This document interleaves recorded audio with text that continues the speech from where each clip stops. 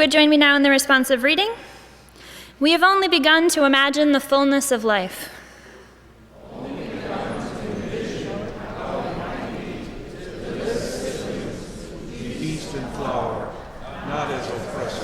Surely our river cannot already be hastening into the sea of non-being.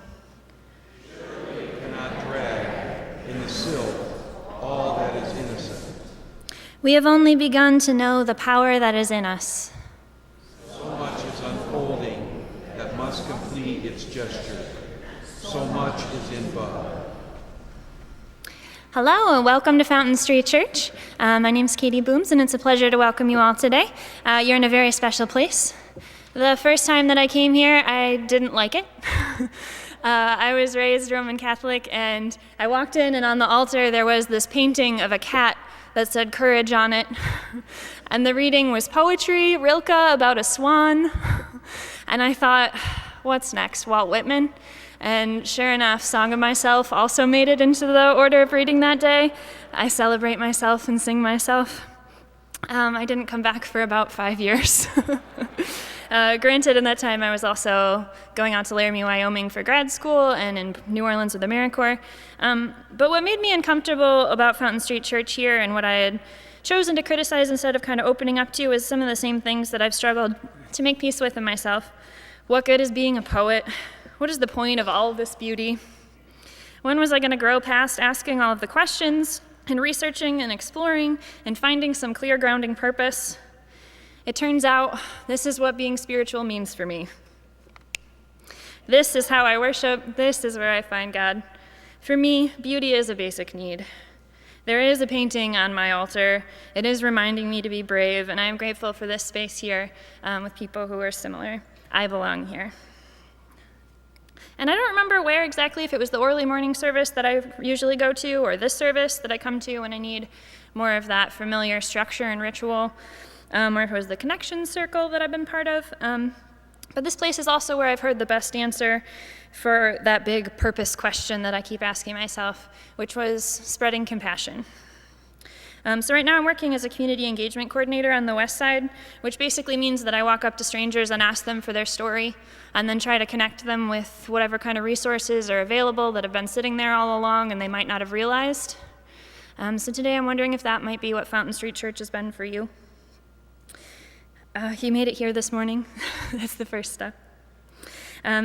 So I welcome you to this. I hope that you also find a home for your spiritual journey, as I have. And if you ever want to talk about poetry or the West Side, you can start by connecting with me. Thank you.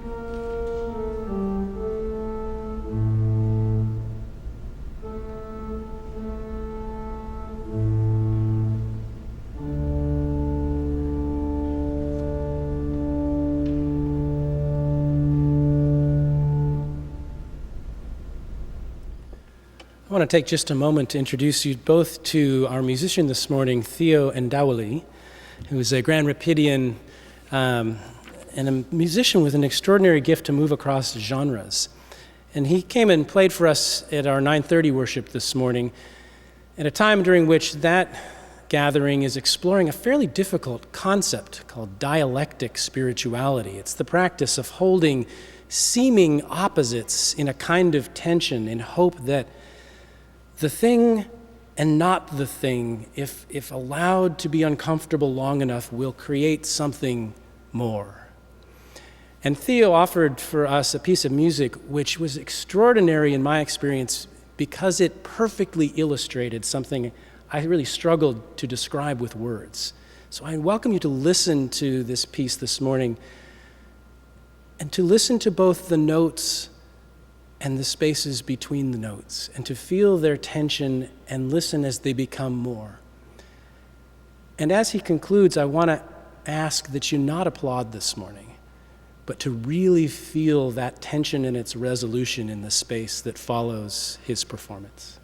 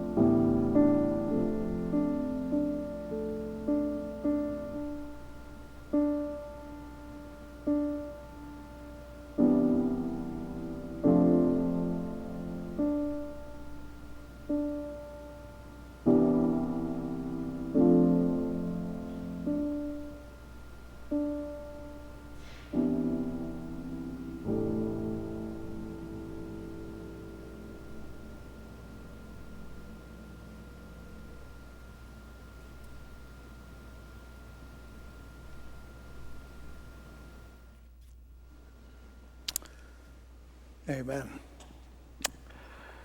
Oh, my. What a great gift. Thank you. To prepare yourself for my remarks or to confound you, both of which are important. Some words of other traditions. In the Revised Common Lectionary for today, a passage from 1 Corinthians, that magnificent letter that Paul wrote, the part that's before the part we all know. On the contrary, says Paul, the members of the body that seem to be weaker and are indispensable, and those members of the body that we think less honorable, we clothe with greater honor, and our less respectable members are treated with greater respect, whereas our more respectable members do not need this. But God has so arranged the body, giving the greater honor to the inferior member, that there may be no dissension within the body, but the members may have the same care for one another. If one member suffers, all suffer with it. If one member is honored, all rejoice together with it.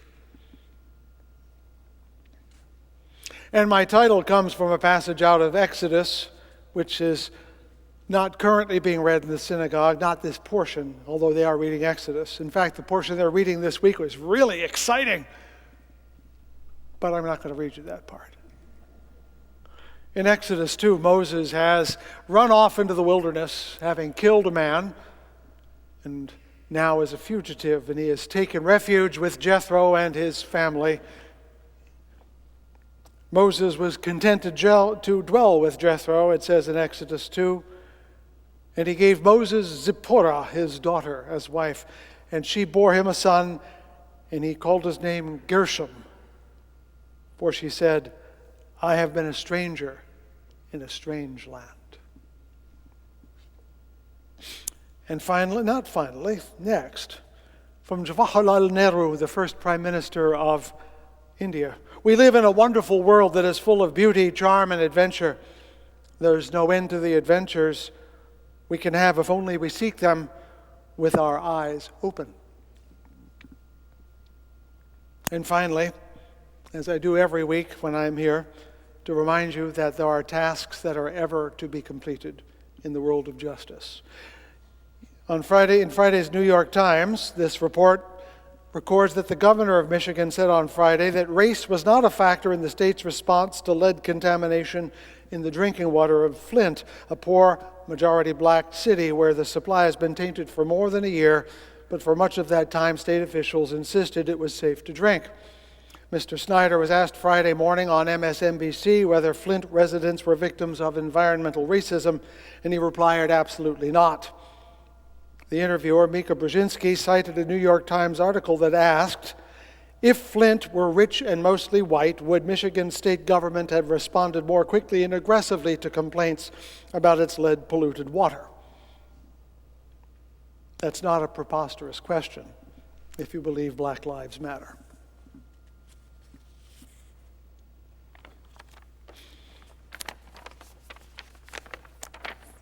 The little boat that landed at the foot of Dasheshwamedh Ghat, which means 10-horse sacrifice ghat, pulled up and we climbed onto the steps, my guide and me. Though the boat trip was only an hour and the river Ganges was low and calm, my first steps were unsteady. Whether one goes from ship to shore or vice versa, there's always a moment when you're not as steady on your feet, are you? For landlubbers, it's called getting your sea legs, and I'm sure for sailors it must be something that's almost like that. But when you go from one to another, there's a moment of uncertainty. I travel in order to have that experience, to get what might be called spiritual sea legs, to step off from the familiar and step into the new, because as Hamlet so famously told Laertes, there is more to heaven and earth than is known in your philosophy, meaning there's more to heaven and earth than what you're thinking. It's a bigger place than you know. Abstract, conceptual knowledge is never enough. It's helpful, but it's never enough. The difference between knowing and understanding in depth is the difference that Twain famously observed between the right word and the almost right word, which is the difference between lightning and lightning bug. But I also know that the moment you leave the shore of the familiar with its solidity and predictability, there is every chance you will begin to feel a little queasy. That's why we call it being seasick, motion sickness. And it started right at the airport when I arrived in Delhi. It was nearly 9:30, 10 o'clock at night. I was almost the first person off the plane, and I was just about the last person to leave the airport because my bag did not follow me to Delhi. In fact, it took a week to find me, by which time I had rinsed out my clothing, my dainties, every night for a couple of days, and asked my first guide to conduct me to a store where I could buy some cheap duds, and there we were in a place that was slightly shady, being pressed to buy clothing I didn't want to buy and in which I made no good appearance.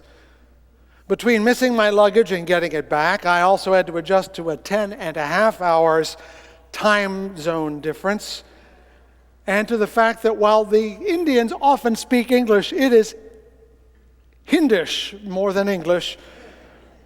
The words are familiar, but they don't quite line up the way I expect, and I'm sure they didn't understand me any better. And what's more important, I found myself in a place where 30 centuries of history are not even in the past. One can look out the window, be on a street, and 3,000 years will be in front of you all the time. Before leaving on my too short journey, but plenty long enough in the long run, I read also not only about India, but about the nature of pilgrimage, which is many forms. Pilgrimage seems to be my particular spiritual practice. I have made it many times, and I find a hunger for it no matter how many times I go on it. There are pilgrimages of many kinds. There are pilgrimages of salvation to go and be saved. There are pilgrimages of purgation when you go to be relieved of a sin that you feel, or a pilgrimage of obligation to go because you've made a promise. There are those who have some place they need to go, and there are those who go because they have some place they need to leave. And there are pilgrimages of personal and lonely wandering, and pilgrimages of communal and crowded endeavor. What they all have in common, no matter what they are, is that you're going from this place to that place. They require leaving the familiar and stepping out into the sea of uncertainty. My official goal, so you all know, and all pilgrimages have both official and unofficial goals, was to visit the centers of 3 great religions, all there in India. Varanasi, sometimes called Benares, where every Hindu wants to die, because to be cremated there along the river Ganges and have your ashes added to the river is to gain salvation, to be liberated from the almost endless cycle of birth and rebirth. About 180 miles to the east is the little town of Bodh Gaya, where Gautama Siddhartha, after 6 years of searching, sat under a Bodhi tree and found enlightenment and became the Buddha. And then in the far northwest, in the city of Amritsar, the Sikh religion has its golden temple, where its ancient book is held in deep regard, and every Sikh wishes to go and pray. I have studied these faiths in books. I've known members as friends. I've worshiped with them here in America, but I've never encountered them in their own context, out of my own context. And since this is my first and perhaps only trip to India, I also visited other places like Delhi, especially because there I found a way to take a personal pilgrimage in the last days of Mohandas Karamchand Mahatma Gandhi, who spent the last year of his life in that city. It was a busy 16 days, and 19 if you count the days going and coming. And yes, I do mean it took a day and a half each way. That was the official reason. My unofficial reason, I've already mentioned. It was to get a little seasick for a while, to become unsteady on my spiritual feet. And losing your luggage is a great way to get started. The next step was right after that, taking the ride to the hotel. Indian traffic, I should point out, makes every other traffic look easy because it doesn't include just cars and trucks and the occasional bus, but it is also filled with scooters and motorbikes and three-wheeled motorized rickshaws that plug along at 15 miles per hour, bicycle rickshaws that are pushed uphill by hand, and yes, ox carts. We came to a neighborhood where my hotel was. It's considered a tourist hotel neighborhood, but it was teeming with people and shops and trash in the streets, honking horns, shoo people to one side, and yes, they also shoo the cows out of the way. You know you're not in Michigan when cows block the streets. And though I was in a tourist hotel designed for people like me who do not know India, the electric switches didn't quite work the way I expected them to, and the plumbing was not arranged in a way I was familiar. And while I was told they had drinking water, everybody told me that is not for me. Let's also be mindful that I've been awake now for over 24 hours. I was considerably queasy. But a night's sleep and a breakfast at the hotel, and I am resolved to go out and encounter India face to face. Nothing was like anything I expected. Oh, there are recognizable things: buildings, streets, traffic lights, subways, elevated trains, people going to and from work. There is grass and trees, and yet it all seemed to be assembled differently, as though somehow someone took the picture of life that I had, broke it into 1,000 pieces, then put it together in an entirely different mosaic. People are constantly sweeping trash, but no one ever puts it anywhere. Beggars have cell phones. Electric wires hang like hanks of yarn from pole to pole, and you're terrified that something is going to tear them open and fires will start. You're especially terrified when you realize they're used by monkeys to go from house to house. Yes, there were monkeys climbing over the buildings, and no one seemed to care. But there they were, with the cows, the beggars, the stray dogs, the pigs. Yes, pigs in the streets of Delhi and every other place I went, and the rickshaw drivers who couldn't let me go 5 yards without offering to drive me anywhere for any amount of money. There were 16th century buildings, glorious in their decay, tottering, about to fall over, upon which were perched satellite TV dishes. Now, the intimacy of the old and the new is something I have seen in other contexts. It's what I loved about Europe and what I enjoyed about Mexico and what I miss here in the United States. We are so eager for the new that the old is shoveled aside as fast as we can tear something down and put up something better. But India does not preserve the old because it loves the old. In a world where poverty is endemic and perpetual, every structure is someone's home, no matter how bedraggled. Every building, no matter how teetering, has a business operating in it somewhere. And the dirt. Oh. City streets are more often dirt than paved. Trash is everywhere because there are no trash trucks, because they can't fit down streets that are this wide. And the air, it's a constant Dickensian gloom. Some days the sun above was but a dull circle, and the weather report told me it was sunny that day. Nothing in Delhi or anywhere else in India that I saw, at least, was anything like America. Even English newspapers, which are intended to be read by people like me, were unintelligible. I read the words, I understood the words well enough, but they connected with nothing in my world. Here are some things I read about. A comedian is in trouble because he dressed up as Vishnu, and temple officials said that he must be jailed. A low-caste university student took his own life in protest over casteism at the university. Driving restrictions in Delhi will include women next time. And the province of Punjab proposes a small tax on electrical power to fund bovine welfare. If it sounds confounding, it was. China, I expected to be overwhelming, but for some reason, maybe it's because of the colonial legacies of the English and the railways and friends I have that grew up in India and the history I knew about Hinduism and Buddhism, I thought India would be easier. I was wrong. It was harder. And I don't mean physically, mentally. It was outside of any frame of reference that I brought with me, which means it was a true pilgrimage.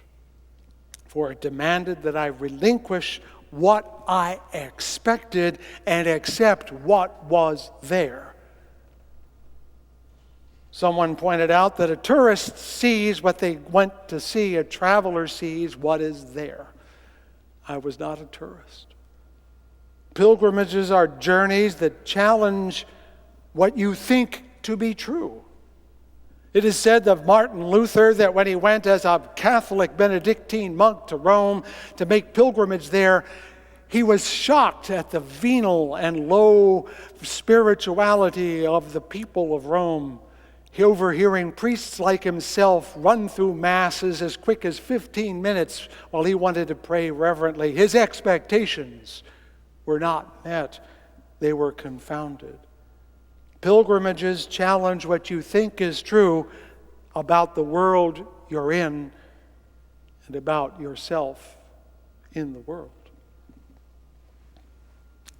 Back in Delhi after 2 weeks in India, I'm now a veteran. I've been on Indian railways, which, by the way, make Amtrak look posh.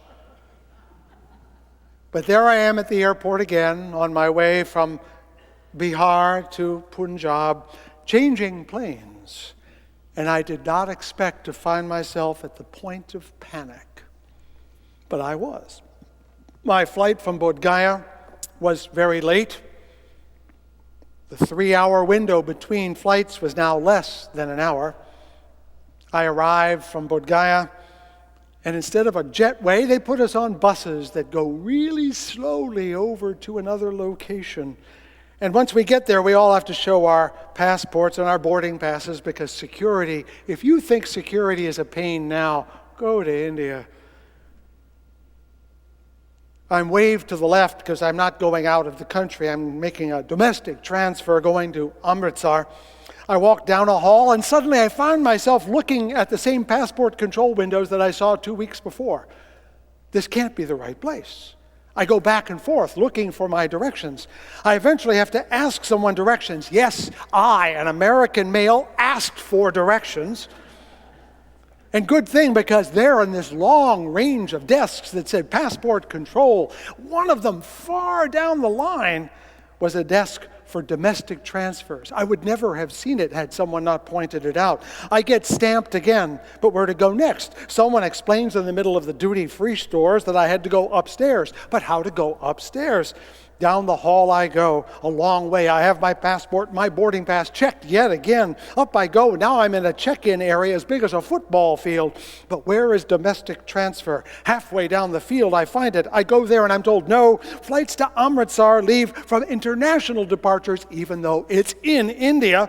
I have no idea why, but it means I stand in yet one more security line to be searched.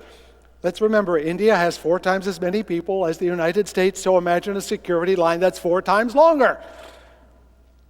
I'm trying to get email to figure out if my flight is left or not because there are no boards telling you which flights are going anywhere. My mind is racing with anxiety. My heart is pounding. What will I do if I miss the flight? Will my bag yet again go on walkabout? My heart pounded. I'm sweating like a pig, and the awful clenched sensation of fear is overwhelming me. I am nearly 63 years old, and I'm feeling like a lost child. Yes, I am feeling like I did when my mother left my little brother and me to play when she went somewhere, and she didn't tell us how long she would be. We were new in town. I didn't know anyone else. And I had a little brother to look after. He was fine. I was terrified. Suddenly, I was 9 years old again. There are several ways to react to being lost. One is to panic, says Audrey Niffenegger. Another is to abandon yourself to lostness. to allow the fact that you've misplaced yourself to change the way you experience the world. I really didn't have a choice. Here's the message today. We are all the people we have ever been. We never outgrow who we were, ever. You were always 2 or 9 or 15 or 23 or 47. If India is all the centuries and places swirling together like the water of the Ganges, each of us is like India inside, where every time and every place in our lives is always right there, ready to come right to the foreground to remind you that whatever you are, you have always been what you were. A 63-year-old can be 9 in seconds, feeling terrified and lost, frightened, and helpless. And like the dirt and crowds and the chaos that is India, we all have lots of stuff inside us we would rather not see or think about most of the time. How many of us spend how much of our time pretending to be more grown up than we actually feel? Back in Varanasi, floating on the Ganges in the early morning, you see men and women come down to the edge of the Ghats and they bathe in the river. It's an opaque, brown, polluted river, one of the most polluted bodies on earth, because in addition to having water, it has dead animals that fall into it, and the garbage that's hauled in from above, and the ashes of the newly cremated. They come down and bathe in it anyway because the river purifies them. How can they be purified? It's filthy! Again, my brain cannot understand what's going on.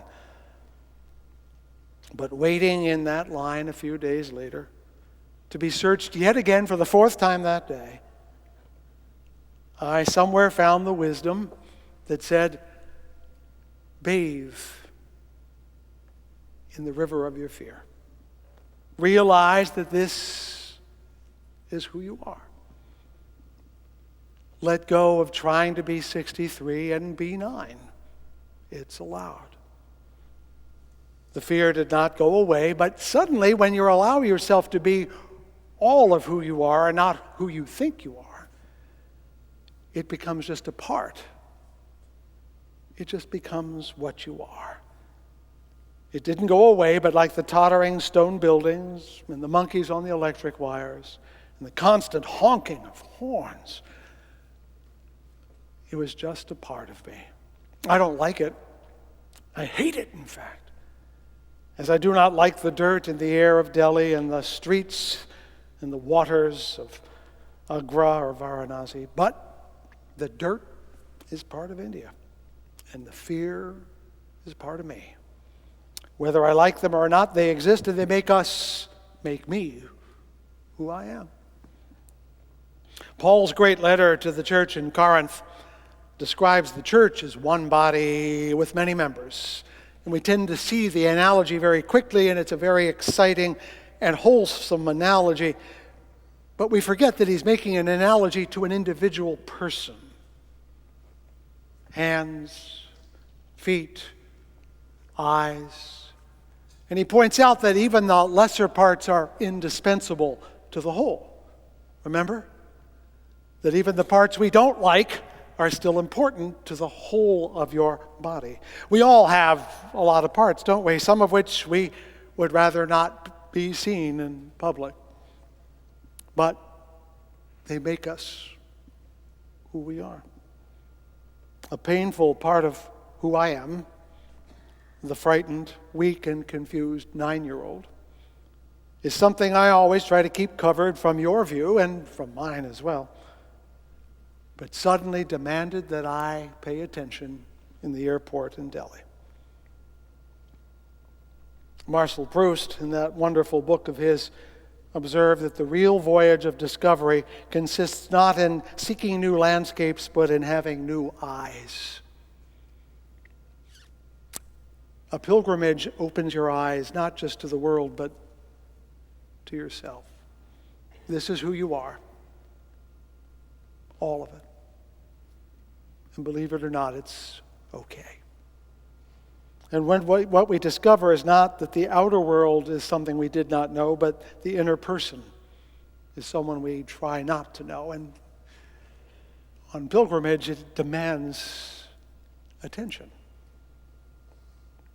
On the far side of the security line, there was, in fact, one of those wonderful boards listing all the flights, and by the gods, my flight had not left, although it was flashing final call. So I put my backpack on my back and ran, because of course it was at the very end of the concourse. But I made it. So did 40 other people after me. I'm discovering that time is as fluid as place. And my bag made it too. What's more, they served dinner on the flight. Surprised me at every turn. That's what pilgrimages do. Welcome to India, the land that you have always been. It was good to be home. May the words of my mouth and the meditations of my heart be found true in thy sight, thou who art my rock and my Redeemer.